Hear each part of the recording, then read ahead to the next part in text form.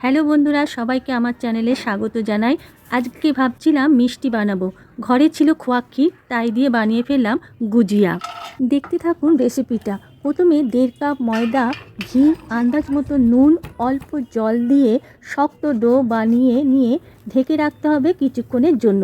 এরপর প্যানে ঘি দিয়ে ড্রাই ফ্রুটগুলো ভেজে গুঁড়ো করে নিতে হবে।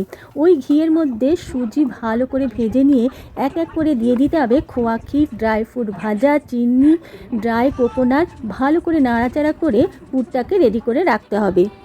এরপর ক্ষীরের পুর দিয়ে গুজিয়াগুলোকে বানিয়ে নিয়ে ডুবো তেলে ভেজে তুলে নিতে হবে। এরপর শিরা বানাতে চিনি, জল আর কেশর দিয়ে ভালো করে ফুটিয়ে নিয়ে শিরাটাকে রেডি করে রাখতে হবে। এবার শিরায় ডুবিয়ে নিলেই মাওয়া গুজিয়া রেডি। ভিডিওটা ভালো লাগলে অবশ্যই একটা লাইক, শেয়ার আর সাবস্ক্রাইব করে দেবেন। ভালো থাকবেন, সুস্থ থাকবেন। দেখা হচ্ছে পরের ভিডিওয়ে।